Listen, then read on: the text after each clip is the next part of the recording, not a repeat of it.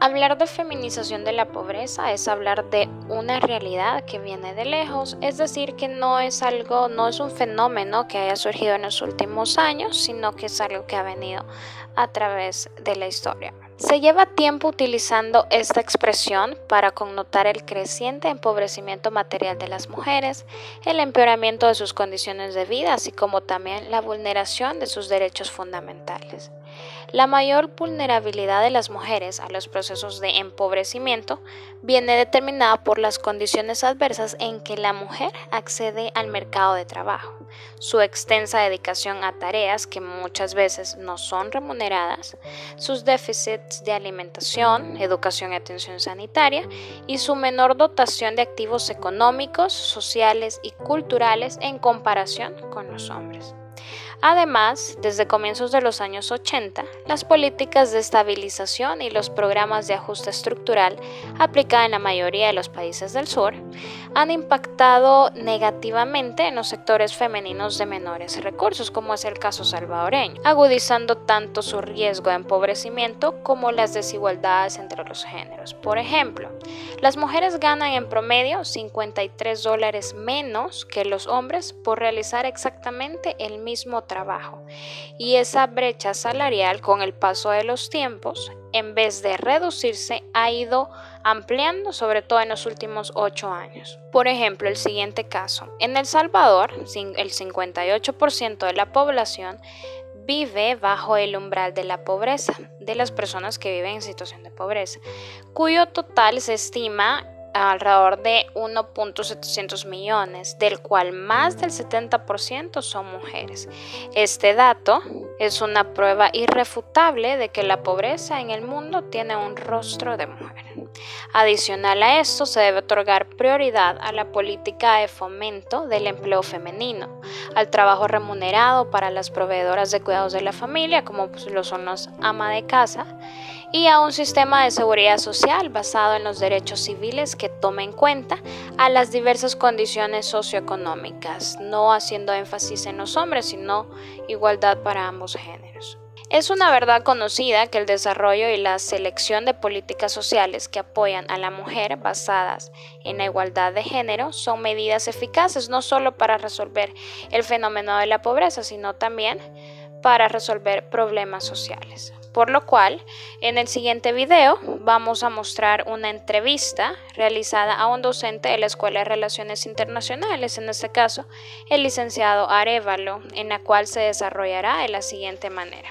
Comenzaremos primero con el significado o qué es lo que entendemos por feminización de la pobreza, seguido de cuál es el impacto que ésta tiene, sobre todo en el caso de nuestro país, ¿verdad? El caso salvadoreño, y terminando con las medidas que podemos implementar para disminuir la feminización de la pobreza.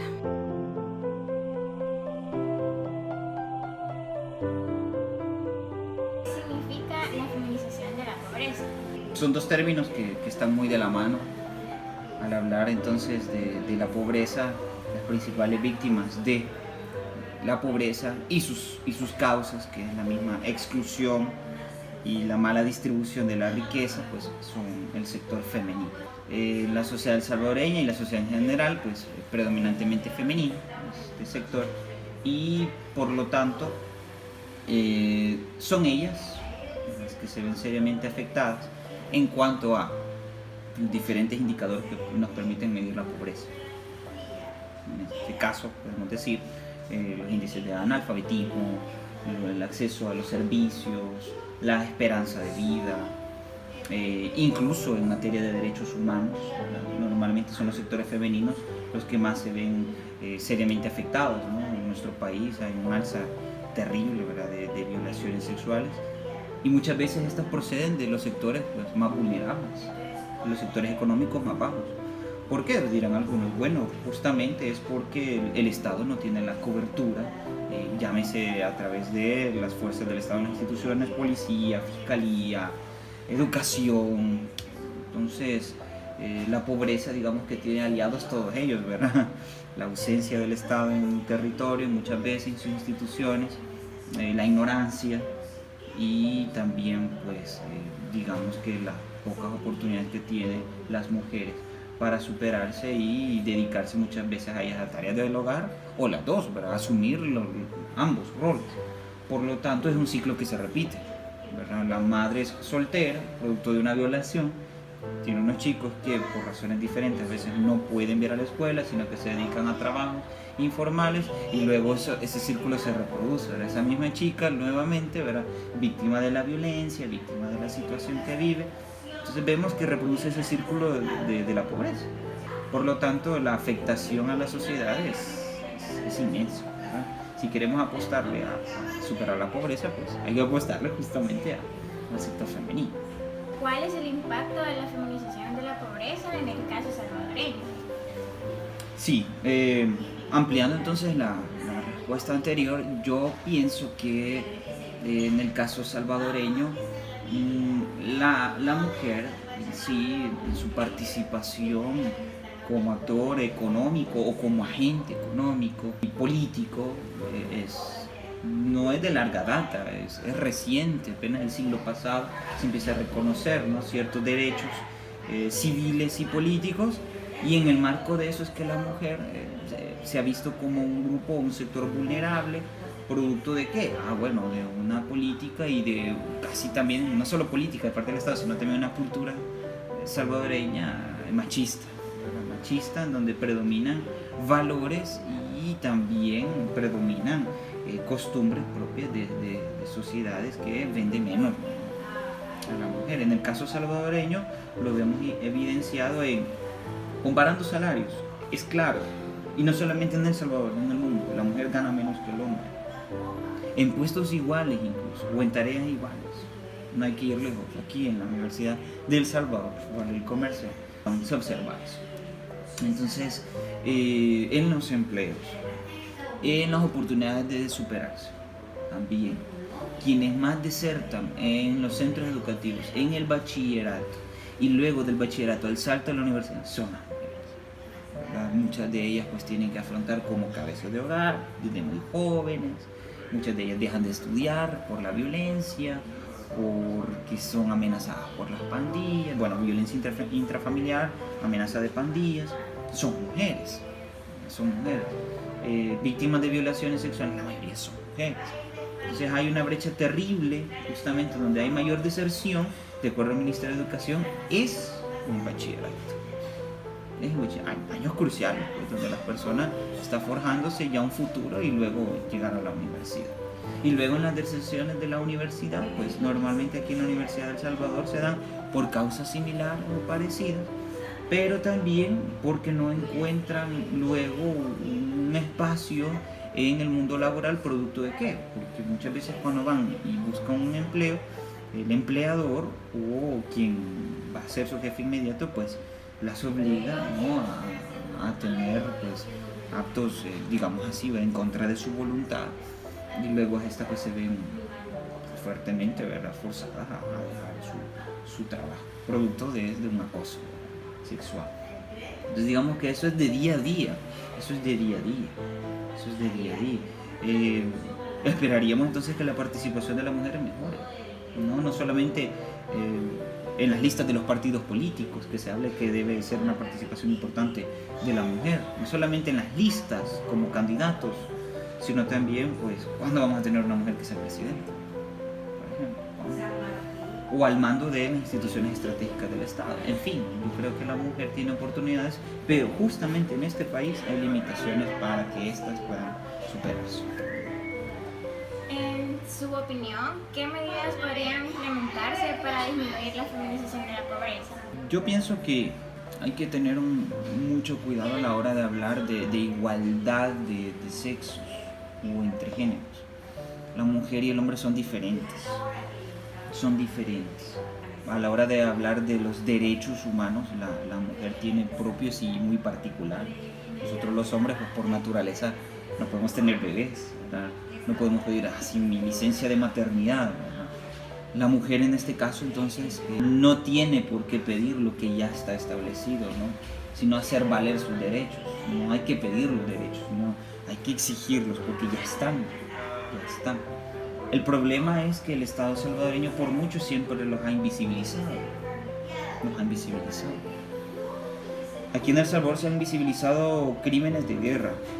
Aquí en El Salvador se han invisibilizado, por ejemplo, a través de las amenazas, las denuncias. Entonces, ¿qué es lo que hay que hacer? Romper definitivamente desde las bases de la educación.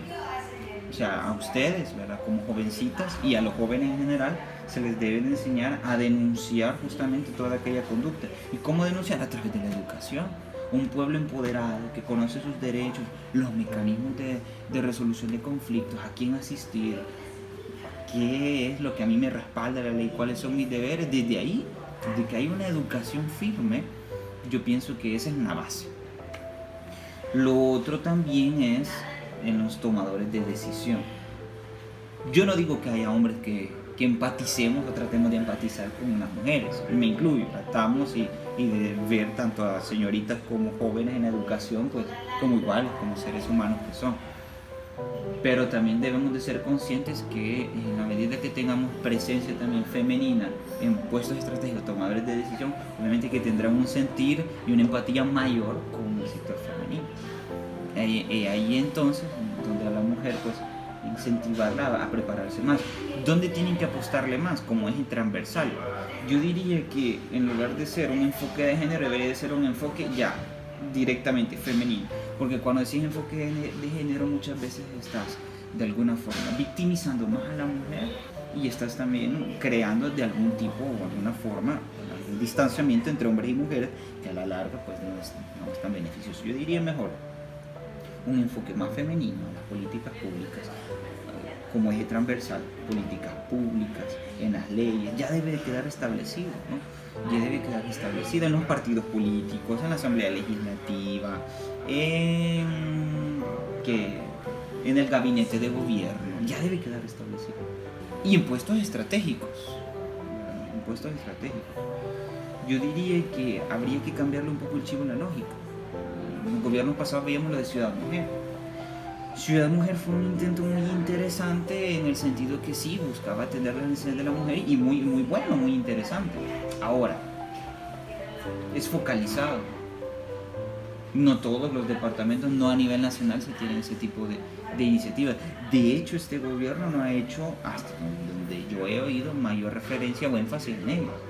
¿Por qué?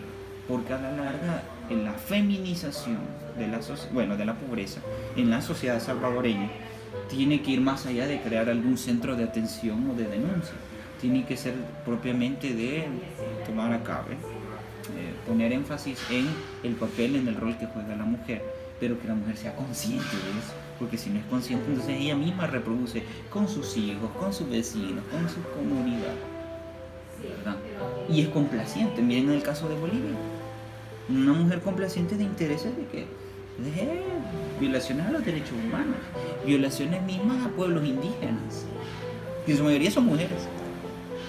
Entonces, si la mujer no es consciente de las realidades propias de su país, vamos a tener una sociedad que va a reproducir, aunque estén en el gobierno, valores o principios quizás discriminatorios. Entonces hay que tener cuidado en eso. Y yo pienso que la universidad puede ser, ¿verdad?, foco de reproducir ya una generación, ¿verdad?, femenina fuerte, empoderada, pero claro, empoderada en el sentido de educada, no reproduciendo más polarización, ¿verdad?, en lo que a veces se le llama la guerra de los sexos, ¿verdad?, o ahora género, que más daño y polarización de la que tenemos pues, no contribuye, no colabora.